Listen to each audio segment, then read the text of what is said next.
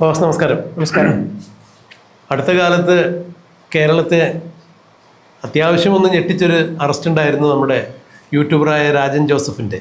അത് വലിയൊരു ചർച്ചാ വിഷയമോ അല്ലെന്നുണ്ടെങ്കിൽ ഒച്ചപ്പാടുകളൊന്നും ഉണ്ടായില്ല.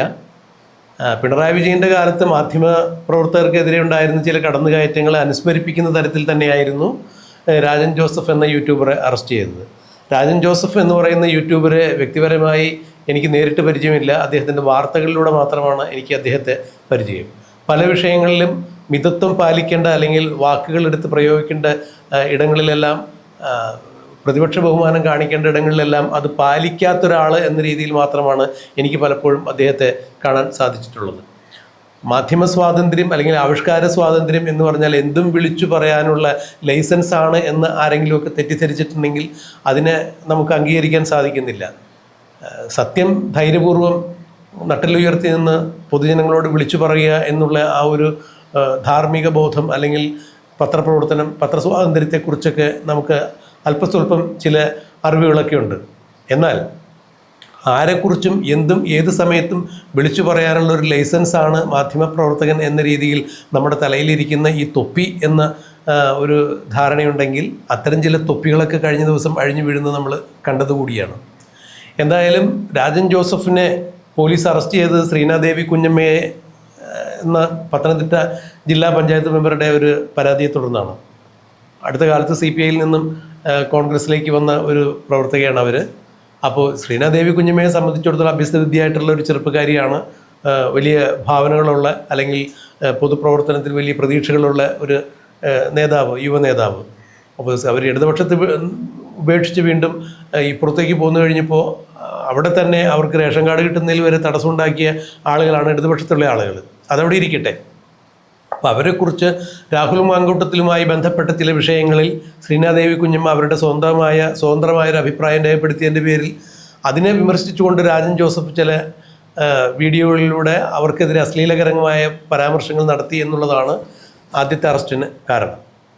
എന്നാൽ ഈ ആദ്യത്തെ അറസ്റ്റ് നടന്ന് രാജൻ ജോസഫിന് പോലീസ് ജാമ്യത്തിൽ വിടുകയും പിന്നീട് ഒരു വീഡിയോ ചെയ്തതിലൂടെ അവരെ അധിക്ഷേപകരമായ രീതിയിൽ വീണ്ടും അശ്ലീലകരമായ പദപ്രയോഗങ്ങൾ കൊണ്ട് അപമാനിച്ചു, അപകീർത്തിപ്പെടുത്തി എന്നുള്ള പരാതിയിന്മേൽ വീണ്ടും രാജൻ ജോസഫിന് പോലീസ് ഇന്നലെ രാത്രി എറണാകുളത്തുള്ള വീട്ടിലെത്തി അറസ്റ്റ് ചെയ്തു എന്നുള്ളതാണ് ഇപ്പോൾ എല്ലാ വാർത്താമാധ്യമങ്ങളും ചർച്ച ചെയ്യുന്നത്.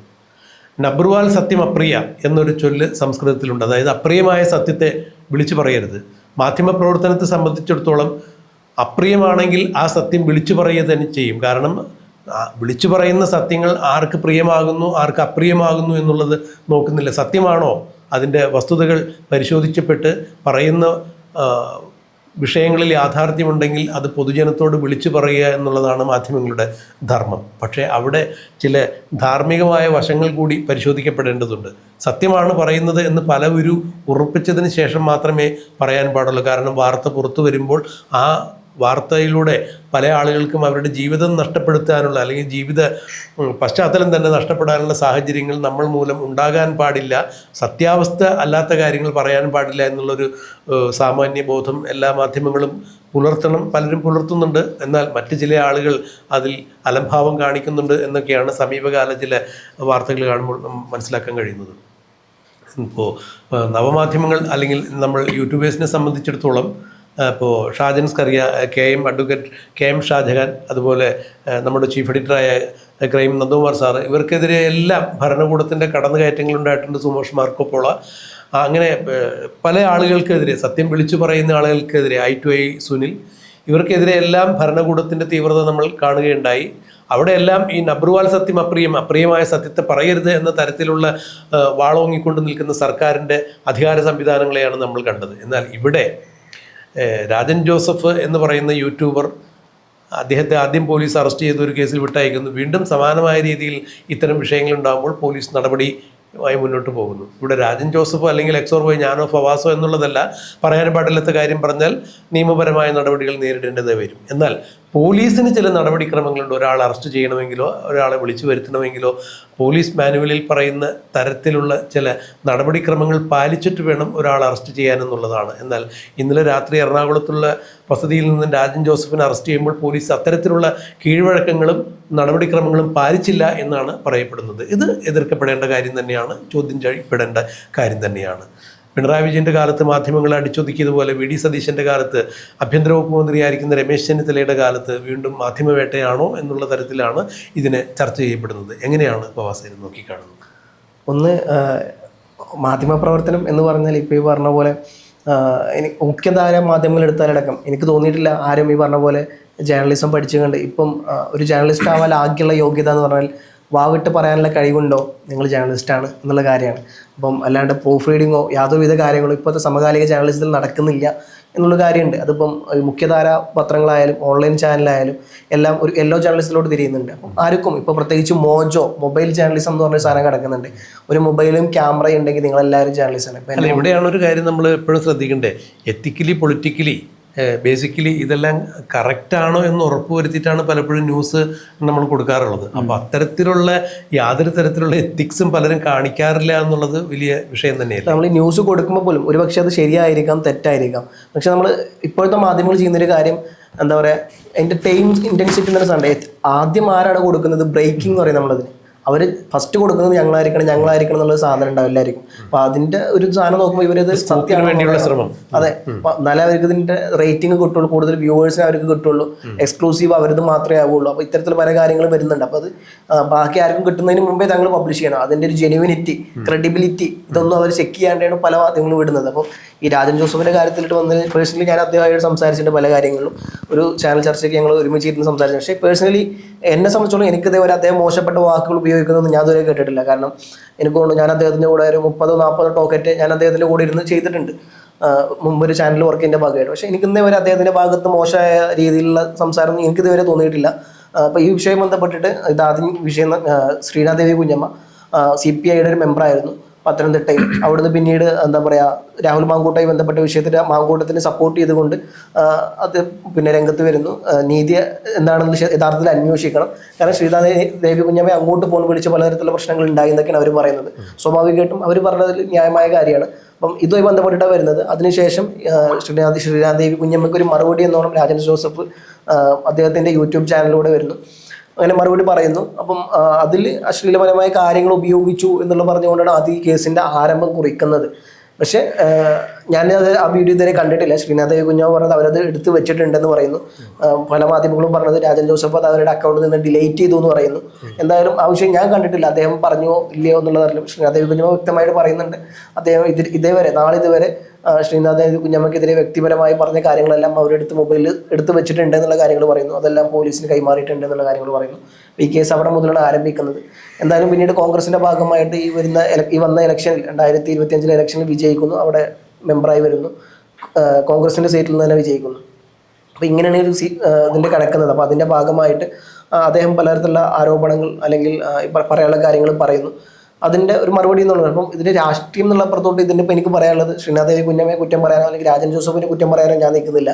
രണ്ടുപേർക്കും അവരുടേതായ ശരിയുണ്ടാവും. അതറിയാത്ത കാലത്തോളം ഞാനത് ഇന്ന ഭാഗത്താണ് ശരിയെന്ന് ഞാൻ പറഞ്ഞു കഴിഞ്ഞാൽ അത് എനിക്ക് വിവരക്കേടാണെന്നുള്ളതിൻ്റെ സത്യാവസ്ഥ. അപ്പം അതുകൊണ്ട് ഞാൻ ആ സാധനം പറയുന്നില്ല. എനിക്കറിയില്ല ആരുടെ ഭാഗത്താണ് തെറ്റ്, ആരുടെ ഭാഗത്താണ് ശരി. പക്ഷേ ഒരു കാര്യം വളരെ ക്ലിയർ ആണ്, ഇന്നലെ അറസ്റ്റ് ചെയ്തത് ഇപ്പോൾ ഏതൊരാൾ അറസ്റ്റ് ചെയ്യുമ്പോൾ ആദ്യം നോട്ടീസായിട്ടെന്നുള്ള സാമാന്യ മര്യാദ പോലീസ് കാണിക്കേണ്ട ഒന്നാണ്. അതിപ്പോൾ രാജൻ ജോസഫിനെ ആയാലും എന്നെ ആയാലും സാറിനെ ആയാലും ആരെയാണെങ്കിലും അറസ്റ്റ് ചെയ്യണമെങ്കിൽ അതിൽ ചോദ്യം ചെയ്യൽ നോട്ടീസ് നമുക്കിലോട്ട് അയക്കും. നമ്മൾ സ്റ്റേഷനിൽ പോകണം, എന്താണ് യഥാർത്ഥത്തിലായത് നമ്മളെ കേൾക്കണം. ഇതൊന്നും യാതൊരുവിധ പ്രൊസീജിയേഴ്സും ഇല്ലാണ്ട് പോലീസ് ഇത്തരത്തിൽ അദ്ദേഹത്തിനെതിരെ ഒരു മനഃപൂർവ്വം ഉള്ള ഒരു അക്രമമായിട്ട് ഞാൻ ഈ സാധനം കാണുന്നുള്ളൂ. പിന്നെ അതിനപ്പുറം വ്യക്തിവൈരാഗ്യം തീർക്കുക എന്നുള്ള സാധനം കിടക്കുന്നുണ്ട്. കാരണം കഴിഞ്ഞ 10 വർഷം ഈ പറഞ്ഞ പോലെ ഷാഫി പറമ്പിലിനെതിരെയും രാഹുൽ മാങ്കൂട്ടത്തിനെതിരെയും അതിരൂക്ഷമായ വിമർശനം നടത്തിയ ഒരു വ്യക്തി തന്നെയാണ് അദ്ദേഹം. പല കാര്യങ്ങളും പറഞ്ഞിട്ടുണ്ട് അദ്ദേഹം, പല സന്ദർഭങ്ങളിൽ പറഞ്ഞിട്ടുണ്ട്. അതെല്ലാം മാങ്കൂട്ടത്തിൻ്റെ പല പ്രശ്നമായിട്ടും ഭയങ്കര എന്താ പറയുക, എനിക്ക് പലപ്പോഴും അംഗീകരിക്കാൻ പറ്റാത്ത വാക്കുകൾ പക്ഷേ വ്യക്തിപരമായിട്ട് എനിക്കൊരു തോന്നിയിട്ടില്ല അത്രയും മോശപ്പെട്ട വാക്കുകളൊന്നും യൂസ് ചെയ്തിട്ടുണ്ട്. എൻ്റെ കയ്യിൽ എനിക്ക് തെളിവുമില്ല. അല്ല, ഈ മാധ്യമ പ്രവർത്തനം എന്ന് പറയുമ്പോൾ നമ്മൾ പറയുന്ന വാർത്തകൾ ജനം ശ്രദ്ധിക്കുന്ന നമ്മുടെ വാക്കുകളിലൂടെയാണ്, പദപ്രയോഗങ്ങളിലൂടെയാണ്. അപ്പോൾ ഗൗരവമായ സംഭവങ്ങൾ വിശദീകരിക്കുമ്പോൾ നമ്മൾക്ക് ഏത് അളവ് വരെയുള്ള പദങ്ങൾ ഉപയോഗിക്കാം എന്നുള്ളത് അതിൻ്റെ ഒരു പരിമിതി നമ്മൾ തന്നെ വേണം നിശ്ചയിക്കാനായി. ഇപ്പോൾ നോക്കൂ, ഈ ഇലക്ഷൻ സമയത്ത്, തെരഞ്ഞെടുപ്പ് സമയത്ത് അമ്പലപ്പുഴ സ്ഥാനാർത്ഥിയായ ജി സുധാകരനെ പാർട്ടിയിൽ നിന്ന് വിട്ടുപോയതിൻ്റെ ആ ഒരു ചുരുക്ക് തീർക്കുന്നതിന് വേണ്ടി ചെറ്റ എന്നൊക്കെയുള്ള വിശേഷണം പിണറായി വിജയൻ്റെ ഭാഗത്തു നിന്നുണ്ടായി എന്ന് പറയുന്നു. ഒരു കാരണവശാലും അത്തരം പദപ്രയോഗങ്ങളൊക്കെ നമുക്ക് അംഗീകരിക്കത്തക്കതല്ല. നോക്കൂ, പിണറായി വിജയൻ അങ്ങനെ പറഞ്ഞതിൻ്റെ പേരിൽ CPM നിന്ന് AK ബാലൻ അടക്കമുള്ള ആളുകൾ ഡിക്ഷണറി തപ്പിപ്പിടിച്ചുകൊണ്ട് വന്ന് ചെറ്റത്തരം എന്ന് പറഞ്ഞിട്ടുണ്ടെങ്കിൽ സാധുജനങ്ങളുടെ ഭാഷയാണ്, ചെറ്റക്കുടിൽ താമസിക്കുന്ന ആളുകളുടെ ഭാഷയാണെന്നൊക്കെ പറഞ്ഞുകൊണ്ട് ന്യായീകരിക്കാൻ വേണ്ടി ശ്രമിക്കുന്ന അതിദയനീയമായ കാഴ്ചകളൊക്കെ നമ്മൾ കണ്ടതാണ്. അപ്പോൾ ഭാഷയ്ക്കില്ലാത്ത വ്യാഖ്യാനങ്ങൾ കൊടുത്തു വരെ നമ്മൾ ചെയ്ത തെറ്റുകളെ ന്യായീകരിക്കാൻ ശ്രമിക്കുന്ന നേതാക്കന്മാരെ കണ്ടു. ഇത് തന്നെയാണ് MP ജയരാജൻ ശുംഭൻ എന്ന പ്രയോഗം നടത്തിയപ്പോൾ കോടതിയിൽ സംസ്കൃത പണ്ഡിതന്മാരെ വിളിച്ചുകൊണ്ടുവന്നത്. ശുംഭൻ എന്ന് പറഞ്ഞാൽ പ്രകാശം പരത്തുന്നവൻ എന്നാണ്. എന്നാൽ ഈ ജഡ്ജിമാരെ പ്രകാശം പരത്തുന്നവർ എന്ന അർത്ഥത്തിലാണോ MP ജയരാജൻ ആ പദപ്രയോഗം നടത്തിയതെന്ന് ചോദിച്ചപ്പോൾ അവിടെ മുണ്ടാട്ടം മുട്ടി നിൽക്കുന്ന കാഴ്ചയാണ് കണ്ടത്. അപ്പോൾ പദപ്രയോഗം വളരെ ശ്രദ്ധിച്ചു വേണം നടത്താനായിട്ട്. ഇപ്പോൾ രാജൻ ജോസഫിൻ്റെ പല വീഡിയോകൾ കാണുമ്പോഴും നമുക്ക് അദ്ദേഹം കാര്യങ്ങൾ വെട്ടിത്തുറന്ന് പറയുന്ന ഒരാളാണ് എന്ന് തോന്നുമ്പോഴും ഈ പാലിക്കേണ്ടതായ ചില മിതത്വം അതിലുണ്ടായിരുന്നു എന്നുള്ളത് പരിശോധിക്കപ്പെടേണ്ട കാര്യം തന്നെയാണ്. മണിയാശാൻ്റെ പ്രസംഗങ്ങളിലൊക്കെ പലപ്പോഴും വിവാദപരമായ ചില കാര്യങ്ങളൊക്കെ നമ്മൾ ശ്രദ്ധിച്ചിട്ടുണ്ട്. പെമ്പിളെ ഒരുമയുടെ വിഷയങ്ങൾ പറയുമ്പോൾ കാട്ടിൽ മറ്റേ പണിയായിരുന്നു എന്നൊക്കെ പറഞ്ഞ അദ്ദേഹത്തിൻ്റെ ഒരു പ്രത്യേകതരം ആംഗിക വിക്ഷേപത്തോടു കൂടിയുള്ള ചില പദപ്രയോഗങ്ങളും ഭാഷാപ്രയോഗങ്ങളും ഒക്കെ പിന്നീട് വലിയ വിവാദമായിട്ടുണ്ട്. അപ്പോൾ ഇത്തരം കാര്യങ്ങൾ നമ്മൾ പറയുമ്പോൾ നമ്മുടെ ഭാഷയിലൂടെയാണ് കാര്യങ്ങൾ ജനങ്ങൾ മനസ്സിലാക്കുന്നത്, നമ്മൾ എന്താണ് പറയുന്നത് എന്നുള്ളത്. അവിടെ ഭാഷയുടെ തീവ്രതയും മൂർച്ചയും ഏത് തരത്തിൽ നമുക്ക് എടുക്കാൻ പറ്റും, എടുത്ത് പ്രയോഗിക്കാൻ പറ്റും, അതിൽ എത്രത്തോളം പരിമിതികൾ കൊണ്ടുവരാൻ സാധിക്കും എന്നുള്ളതൊക്കെ നമ്മൾ ശ്രദ്ധിക്കേണ്ട കാര്യം തന്നെയാണ്. ഇല്ല എന്നുണ്ടെങ്കിൽ അഭിപ്രായ സ്വാതന്ത്ര്യത്തിൻ്റെ പേരിൽ, ആവിഷ്കാര സ്വാതന്ത്ര്യത്തിൻ്റെ പേരിൽ മറ്റൊരാളുടെ വ്യക്തി ജീവിതത്തിലേക്കോ അല്ലെങ്കിൽ അവരുടെ എന്താ പറയുക സ്വകാര്യതയിലേക്കൊക്കെ കടന്നു കയറുന്ന രീതിയാണ് അവലംബിക്കുന്നതെങ്കിൽ അവർക്കും അതിനെ തുറന്നു കാണിക്കുവാനും അവരുടെ മാനനഷ്ടത്തിനെതിരെ കേസിന് പോകാനും എല്ലാം സാധ്യതയുണ്ട്. ഫലത്തിലൂടെ അതാണ് സംഭവിച്ചിരിക്കുന്നത്. നേരത്തെ ഫവാസ് സൂചിപ്പിച്ചതുപോലെ രാഷ്ട്രീയപരമായി എതിർക്കുന്ന ആളുകളെ ഇത്തരം അവസരങ്ങൾ വീണ് കിട്ടുകയാണെങ്കിൽ തീർച്ചയായും രാഷ്ട്രീയക്കാർ അവരുടെ കയ്യിൽ അധികാരമുണ്ടെങ്കിൽ തീർച്ചയായും അത് ഉപയോഗിക്കുകയും ചെയ്യും. ഇവിടെ രാജൻ ജോസഫിൻ്റെ കാര്യത്തിൽ ശരിതെറ്റുകളെക്കുറിച്ച് നമ്മൾ പറയുന്നതിലുപരി നടപടിക്രമങ്ങൾ പാലിച്ചുകൊണ്ടായിരിക്കണം പോലീസിൻ്റെ ഭാഗത്തു നിന്ന് ഇത്തരം നടപടി, അറസ്റ്റ് പോലുള്ള ക്രമങ്ങൾ ഉണ്ടാവുന്നെങ്കിൽ അങ്ങനെ വേണം ചെയ്യാനായിട്ട്. ദളിത് ഉന്നതിയിൽ പരീത്തുകാവിൽ നമ്മളിത് കണ്ടതാണ്. അതായത് PD സതീശൻ സർക്കാർ അധികാരത്തിൽ വന്ന് 2 ദിവസം പിന്നിടുന്നതിന് മുമ്പാണ് അവിടെ അഭിഭാഷകൻ കമ്മീഷണർ കുടിയൊഴിക്കാൻ വേണ്ടി വന്നത്. അവിടെ അന്ന് പിണറായി വിജയൻ്റെ പോലീസുകാരായിരുന്നു ഈ സർക്കാരിനെ അപകീർത്തിപ്പെടുത്തുന്നതിന് വേണ്ടിയുള്ള അത്തരം കളികൾ കളിച്ചത്. പിന്നീട് രമേശ് ചെന്നിത്തല ഇടപെട്ട് ആ നടപടിക്രമങ്ങളെല്ലാം നിർത്തിവെക്കുന്ന കാഴ്ചയും കണ്ടു. ഇപ്പോഴും പോലീസിനുള്ളിൽ പിണറായി പക്ഷത്തെ ആളുകൾ, പിണറായിയുടെ ഭരണം മാറി എന്നറിയാതെ പ്രവർത്തിക്കുന്ന ചില ആളുകളുണ്ട്. അല്ലെങ്കിൽ അത്തരക്കാരുടെ പ്രേതം ഇപ്പോഴുള്ള പോലീസുകാരിൽ ആവേശിച്ചിട്ടുണ്ട്. അവർ ആണോ ഇത്തരം പ്രശ്നങ്ങൾ നടത്തുന്നത്, സർക്കാരിനെ വെട്ടിലാക്കാൻ വേണ്ടി VD സതീശനെയും രമേശ് ചെന്നിത്തലയും വെട്ടിലാക്കാൻ വേണ്ടി ഇത്തരം കാര്യങ്ങൾ നടത്തുന്നത് എന്നുള്ളത് പരിശോധിക്കേണ്ടതാണ്. എന്തായാലും എനിക്ക് തോന്നിയിട്ടുള്ളത് 2 വശങ്ങളുണ്ട്. ഒന്ന് ഈ പറഞ്ഞ പോലെ ഒന്നല്ലെങ്കിൽ ഗവൺമെൻറ്റിനെ ഇമേജ് നശിപ്പിക്കുക എന്നുള്ളൊരു ഗൂഢലക്ഷ്യവുമായി ബന്ധപ്പെട്ട ചില പോലീസ് ഉദ്യോഗസ്ഥന്മാർ നടത്തുന്ന ഒരു പ്രവൃത്തി എന്നുള്ള രീതിയിൽ നമുക്കിതിനെ വ്യാഖ്യാനിക്കാം. മറുവശത്ത് ഈ എന്താ പറയുക, ഈ പകപോക്കൽ രാഷ്ട്രീയം എന്ന് പറയാം. ഇതല്ലാണ്ട് മൂന്നാമത് പറയാൻ പറ്റുന്ന മറ്റൊരു കാര്യം ഈ പറഞ്ഞ പോലെ ഷാഫി പറമ്പിലിൻ്റെ നേതൃത്വത്തിൽ, കാരണം ഈ രാജൻ ജോസഫും ഈ പറഞ്ഞ പോലെ രാഹുൽ മാങ്കൂട്ടും ഷാഫി പറമ്പിലൊക്കെ ആയിട്ട് അവർ തമ്മിലുള്ള ഒരു എന്താ പറയുക പല കാര്യങ്ങളിലും ഇലക്ഷൻ അടക്കമുള്ള പല സന്ദർഭങ്ങളിലും രാഹുൽ മാങ്കൂട്ടത്തിനെതിരെയുള്ള പല കാര്യങ്ങളിലെല്ലാം തുറന്നടിച്ച് നേതാവാണ് അദ്ദേഹം. അപ്പോൾ സ്വാഭാവികമായിട്ടും അവരുടെ ഗവൺമെൻറ് വരുമ്പോൾ അതിനുള്ള ഒരു പകപോക്കൽ ഇവരുടെ നേതൃത്വത്തിൽ നടന്നു എന്ന് വീക്ഷിക്കുന്ന മാധ്യമപ്രവർത്തകരുണ്ട് ഇതിവശത്ത്. പക്ഷെ എന്തിരുന്നാൽ പോലും നമുക്കതിൻ്റെ പ്രൂഫൊന്നും ഇല്ലാത്ത കാലത്തോളം നമ്മളിതിന് ആരെ ഭാഗത്ത് ന്യായീകരിച്ച് പറയുന്നില്ല. പക്ഷേ ഒരു കാര്യത്തോട് പൂർണ്ണമായും വിയോജിപ്പുണ്ട്. ആർട്ടിക്കിൾ 19 പ്രകാരം എല്ലാവരും മാധ്യമപ്രവർത്തനത്തിന് ഇപ്പോൾ റൈറ്റ് ടു ഫ്രീഡം എന്നുള്ള സാധനം നമുക്കവിടെ കിടക്കുന്നത്. അതിൻ്റെ ഭാഗമായിട്ടാണ് റൈറ്റ് ടു ഫ്രീഡം ഓഫ് എക്സ്പ്രസും റൈറ്റ് ടു ഫ്രീഡം ഓഫ് സ്പീച്ചൊക്കെ നമുക്കവിടെ കിടക്കുന്നത്. അപ്പം ആർട്ടിക്കിൾ 19 പ്രകാരം നമുക്കൊരു മാധ്യമപ്രവർത്തനം നടത്തുന്നതിലോ ഫ്രീഡം ഓഫ് എക്സ്പ്രസ്, തോട്ട് ഇതെല്ലാം കിടക്കുന്നുണ്ട്. പക്ഷേ അതിനെല്ലാം ഒരു ലിമിറ്റും നമുക്കുണ്ട്. അതിൻ്റെ ക്ലോസ് ബിൽ അതിൻ്റെ കാര്യങ്ങളെല്ലാം പറയുന്നുണ്ട്, ഏതുവരെ പോകാം. നമുക്ക് എല്ലായിടത്തും സ്ഥലം വാങ്ങാൻ അധികാരമുണ്ട്. പക്ഷേ ഇന്ത്യൻ നേവി അല്ലെങ്കിൽ ഇന്ത്യൻ ബേസ് കിടക്കുന്ന സ്ഥാനത്തിന് ഉള്ളിൽ പോയിട്ട് എനിക്ക് സ്ഥലം വാങ്ങണം എന്ന് പറയാൻ നമുക്ക് അധികാരമില്ല. ഇത്തരത്തിൽ നമുക്ക് എല്ലാവരും വിമർശിക്കാൻ അധികാരമുണ്ട്. പക്ഷെ ഒരു പരിധിയുണ്ട്.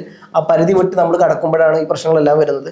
അത് ഈ പറഞ്ഞ പോലെ കൃത്യമായി ജേർണലിസം പഠിക്കാത്തതിൻ്റെ പല പ്രശ്നങ്ങളും മുഖ്യധാര മാധ്യമ പ്രവർത്തനത്തിൽ വർക്ക് ചെയ്യുന്നവർക്കുണ്ട്, അതല്ല ഓൺലൈനിൽ പ്രവർത്തിക്കുന്നവർക്കുണ്ട്. അപ്പം എന്തിരുന്നാൽ പോലും ഇത്തരത്തിലുള്ള പ്രശ്നങ്ങളാണ് കിടക്കുന്നത്. അപ്പോൾ എന്തായാലും വരും ദിവസങ്ങളിൽ കാത്തിരുന്ന് കാണാം ഇനി എന്തായിരിക്കും രാജൻ ജോസഫിൻ്റെ കൃത്യമായ മറുപടി എന്നുള്ളതും. മാത്രമല്ല പോലീസിന് ഭാഗത്ത് തെറ്റ് പറ്റിയോ ഇല്ലയോ എന്നുള്ള വലിയ ചോദ്യത്തിന് മുമ്പിൽ കിടക്കുന്നുണ്ട്. പ്രത്യക്ഷത്തിൽ നോക്കുമ്പോൾ തെറ്റ് പറ്റി എന്നുള്ളത് തന്നെയാണ്. കാരണം യാതൊരുവിധ മുൻകൂർ അറിയിപ്പില്ലാണ്ട് ചോദ്യം ചെയ്യലോ ഒന്നൊരു കാര്യമില്ലാണ്ട് പെട്ടെന്ന് ഇത് മറ്റൊരു കേസിലാണ് അറസ്റ്റ് ചെയ്യുന്നത് എന്നുള്ളതാണ്. സ്വാഭാവികമായിട്ടും ആദ്യത്തെ കേസിൻ്റെ തുടർ നടപടി എന്നുള്ളതാണെങ്കിൽ ഓക്കെ, ഇതല്ലാണ്ട് രണ്ടാമതൊരു കേസിലാണ് അറസ്റ്റ് ചെയ്യുന്നത്. സ്വാഭാവികമായിട്ടും അദ്ദേഹത്തിനോട് ചെയ്യേണ്ട ഒരു നീതിയുണ്ട്. അതിൽ നിന്നും പോലീസ് വ്യതിചലിച്ചു എന്നുള്ള വലിയ ചോദ്യത്തിന് മുമ്പിൽ കിടക്കുന്നുണ്ട്. എന്നാലും വരും ദിവസങ്ങളിൽ കാത്തിരുന്ന് കാണാം എങ്ങനെയായിരിക്കും ഇതിൻ്റെ ബാക്കി കാര്യങ്ങൾ എന്നുള്ളത്.